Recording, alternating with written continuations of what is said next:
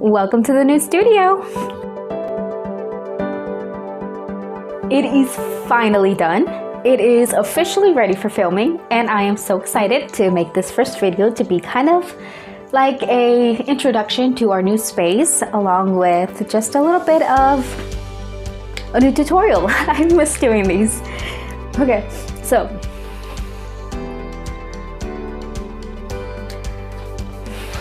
I'm just gonna adjust this a little bit. We still have to raise this table so that way it's a little bit more in shot. So currently at this time, that is the only thing that we need to do. So that way we have our chair that can fit well adjusted to it. So in the meantime, I do have a smaller chair that I'm gonna grab real quick. Okay, so we have all of our supplies on this side, which I will show real quick. All of our supplies are on this side. So we have all of our oils for soap making, a lot of our empty jars and other candle needed stuff. A lot of our bigger tools are towards the top. And as you can see, we have lots of ventilation here. We have the window right next to us as well. We have all of our soap, molds, different containers that I may use, all of that's good stuff.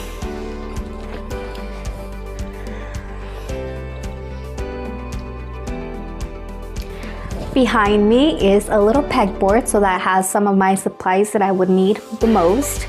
I'm gonna have a different rack on here for my paper towels, so that's gonna be fun. And then we have all of our oils, our flowers, micas, oils, essential oils, more fragrance oils, and then paint. And this desk has a cool little compartment where I put additional paper that I use for my art, my little art tube, craft tube, that. So I need to do like a beginning part, which will be a different video entirely about how we prep our concrete mix to create our newest vessels. So it's still something new that we are getting used to creating. So there is still a lot of testing and running and checking it out to see how well it works. As you can see, this one, I didn't tap out all of the bubbles. So let's see if it'll focus.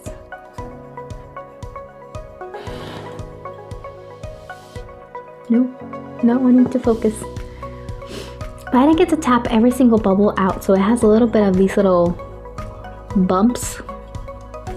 And this one I actually threw a little bit of stones to see how it would turn out. You can kind of see the little stone in there. It was a aquamarine stone, I believe I was throwing in these. So I was gonna put aquamarine stones all along the top, but they actually the concrete took them over, and now you only see that one spot. And then the paint didn't completely come through on this one, as well as it did on this one. You can see that nice pink look to it. Let me see if the light will show it off a little bit better.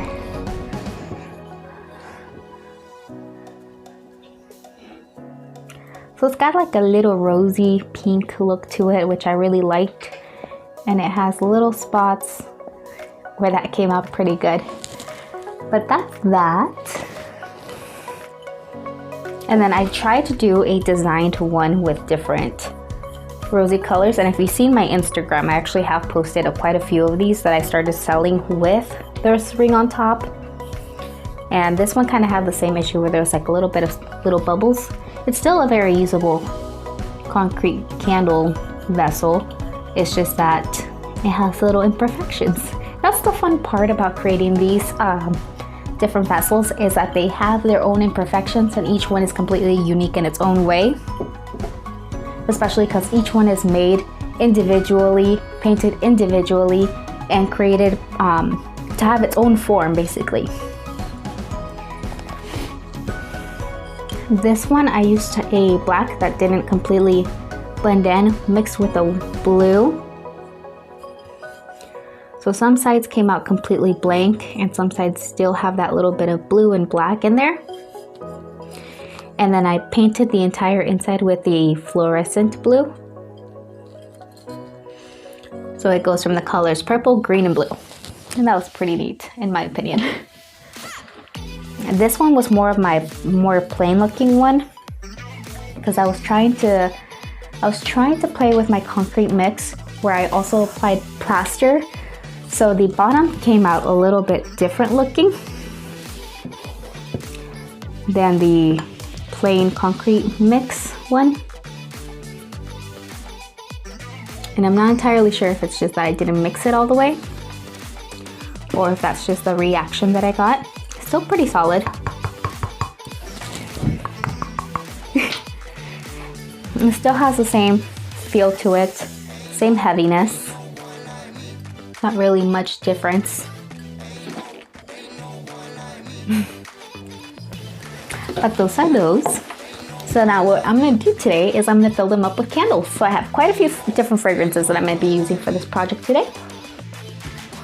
So before I get started with this project, I have my trusty shirt that is a long sleeve, and that is one of those shirts that I don't mind if it gets wax on, because it's just a pajama shirt.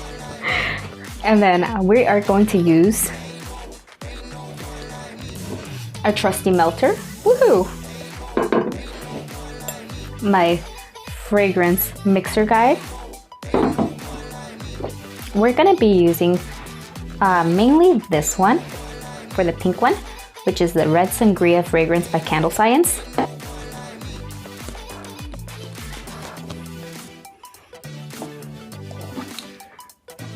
So all of these guys are equivalent to a 4-ounce jar.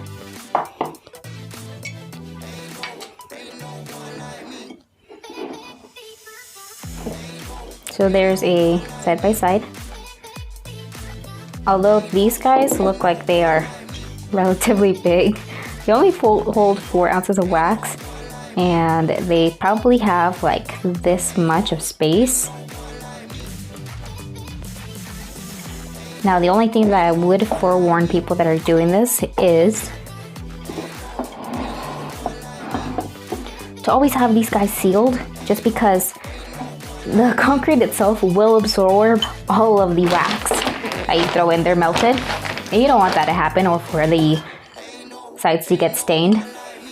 So what I use is Earth Safe Finishes. It is a water-based sealer, and I just do 2 coats with a sponge brush.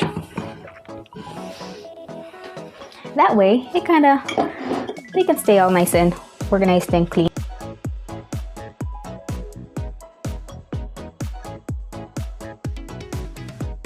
So the way that I figured out how much wax was through a lot of trial and error, if I'm being completely honest, and with how much of the sealant to use.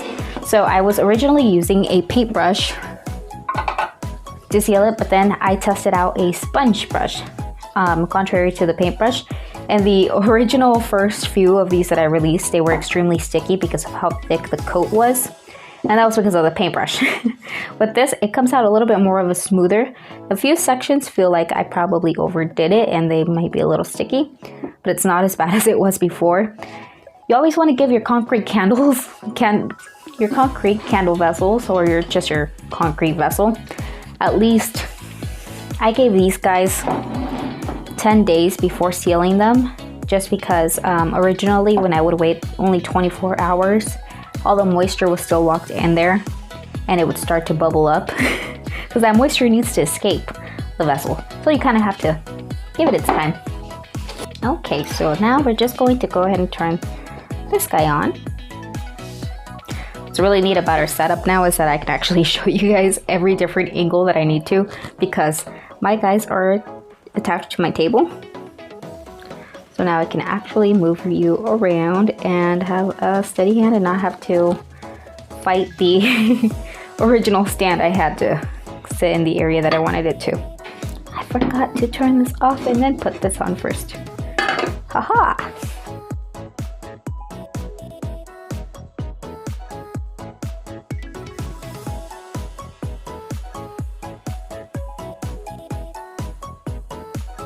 Okay, so we will start by turning this guy on with this guy on the scale this time, just to allow it to zero out before you start measuring your wax. want your wax. Mwahaha. I only have so much of this wax left, but it's gonna work. We got this.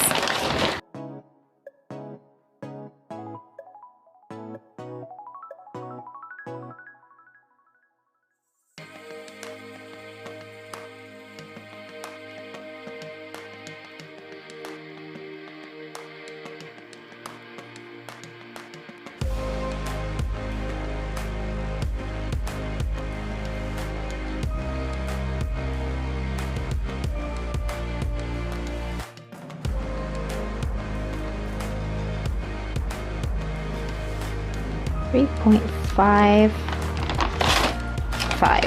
and that's because I just want to measure out at least 0.445 of fragrance.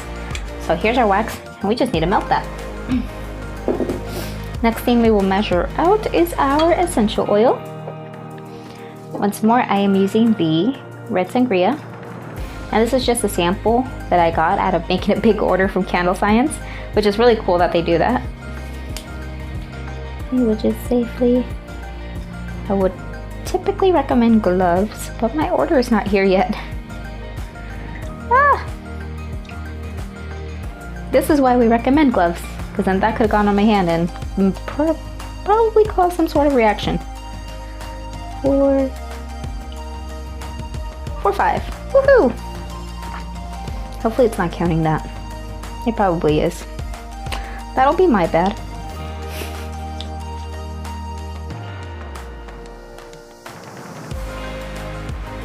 Real quick, as my wax melts, I just wanted to show off what we're doing with our shipping area. It's a little bit of a mess because I just used it recently to prepare stuff for our market. But we have all of our shipping boxes all on this guy. Some stuff down here that needs to be cleared out and reorganized a little bit. But we have all of our little desk and stuff that needs to be reorganized. Pegboard as well. We have all of our products that's going to be sitting over here and what's available at the time, if it's not packed in a box already. We have books, binders, shipping supplies, art supplies, and additional stuff that needs to be organized. But so far, everything is looking pretty great. Alright, so we're back and the wax is completely melted. Ooh. There we go. So that is our wax.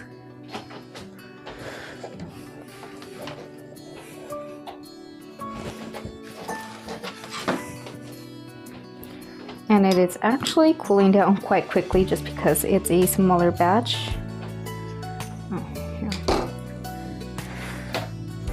It's actually cooling down quite quickly because it's a smaller batch. So we are at 142, which is close to the pouring point.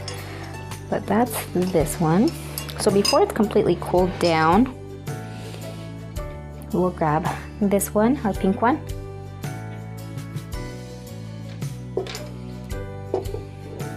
And with the bottom of this, what I'm going to do is I'm going to dip it ever so lightly, drench it a little bit, and stick it on here. So I'm going to put 2 different wicks. And the reason for that is because when I was doing some testing, and when I first did the first round of candles, I found out that the wax doesn't properly melt if there's only 1 wick because it is too small to handle all of that. There we go. And as you can see, it's solidified. And this part we can just kind of clean off. There we go. So now we can do our mixing. Got our fragrance oil in there, and that's gonna really cool down fast now. So this is kind of like a new thing that I've been trying out to see. It's a lot more quicker to keep up with making your own candle vessels out of concrete than it is buying the glass ones over and over, especially because the shipping rates have gone through the roof. Every time I try to purchase some glass vessels, if it's not through Amazon, they want to charge me like $60 for shipping for only a 12 pack.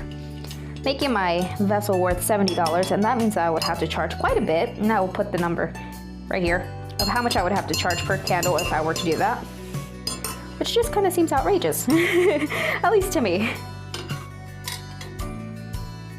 All right, that is cooling down quite quickly.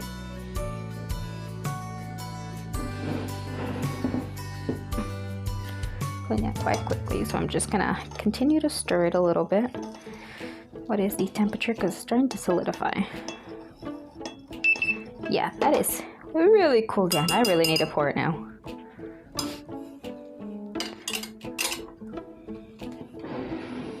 Now this is just currently how I dabble with this at this time.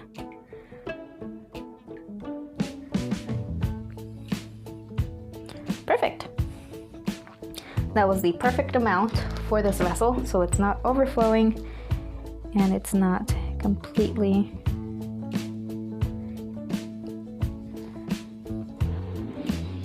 okay. So now what I'm going to do, carefully set this guy to hold that wick in place.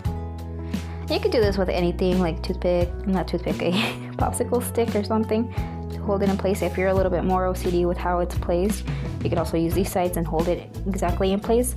I'm currently not doing that because I have these wicks held down by wax, and if I start to mess with them too much and tugging them around, then they start to move around too much, and it's just really hard to get them in that perfect spot. So that is that candle. So for the toppings, I'm thinking I'm gonna probably do something rosy looking, and I really like how jasmine flowers look, how they almost look like little miniature roses. I do have these beautiful rose quartz that are slightly pink, so they're not gonna completely take away the look from the vessel, but they kind of almost like blend in with the exact color. Oops. So that'll be pretty neat to put with that. So these guys together.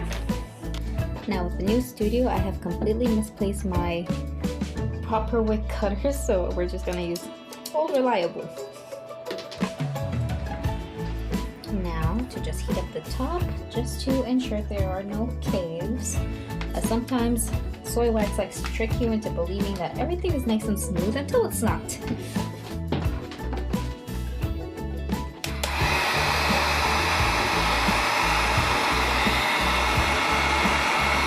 So it looks like there was a little bit of bubbles here and there. Not extremely bad. I'm not seeing any caving at all. And usually by now I would see it.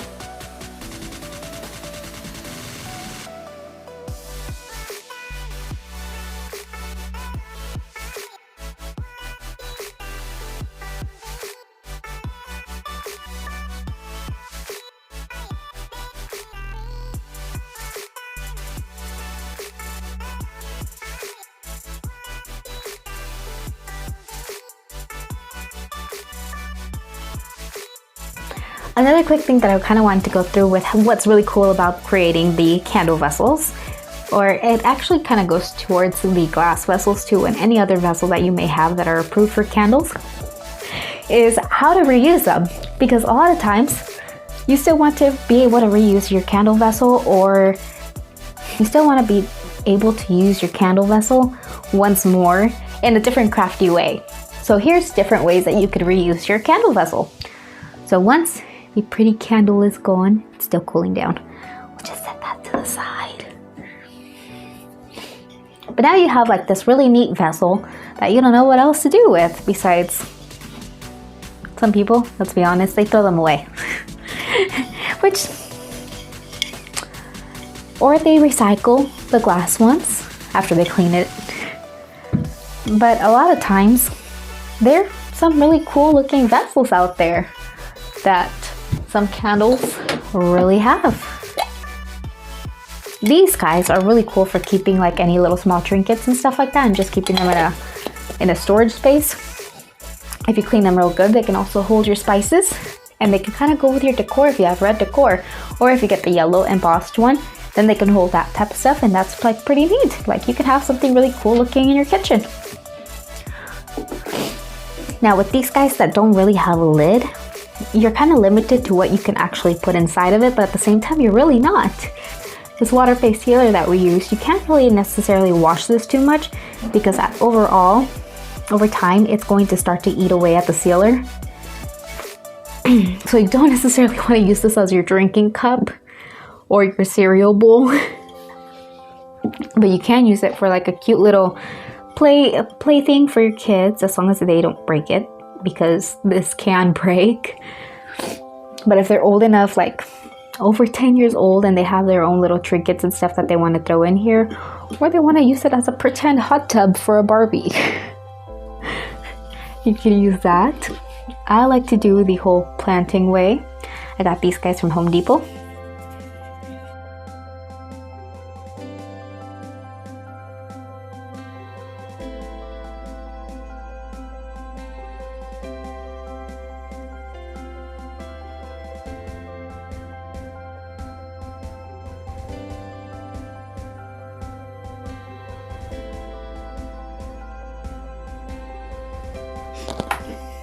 Now, if you're wondering, are we ever just gonna sell the vessels for other candle makers or for other people that are interested in getting it for their plants? Yes. As soon as we are completely back in motion, that is my next goal, is to create a lot of candle supplies and a lot of soap supplies for a lot of candle makers and soap artists. I guess candle artists too. All right. He's so cute in here.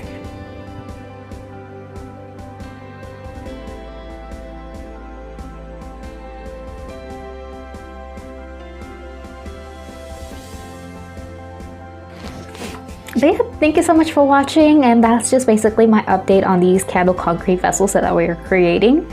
I know it wasn't exactly a tutorial. I was kind of trying to, but then I realized that halfway I was like, oh, this isn't really much of a candle tutorial if I don't have all the steps along with it. So I will definitely create a tutorial once I have everything and all the measurements down that are exact, that'll work all times, because we're still kind of in a testing phase, and so far we just use the ones that do work out. But other than that, that is exactly how it's going and where we're headed to. So we're not going to completely get rid of all of the glass ones. We're just going to lessen the amount of times that we use glass. And we're going to hopefully lower the price with these guys. Currently, they are at a higher price just because they have their uniqueness and how it takes us a little bit to create them and all of the different artistic needs that these have. They will be going on sale in bulk here soon by summertime. So that way, for any other candle maker that would like some, they can purchase from bulk from our website. But currently, we got this. Thank you so much for watching. Thank you so much for waiting for a hiatus as we got our studio together. It's 98% done. And yeah, and that's basically it. Bye.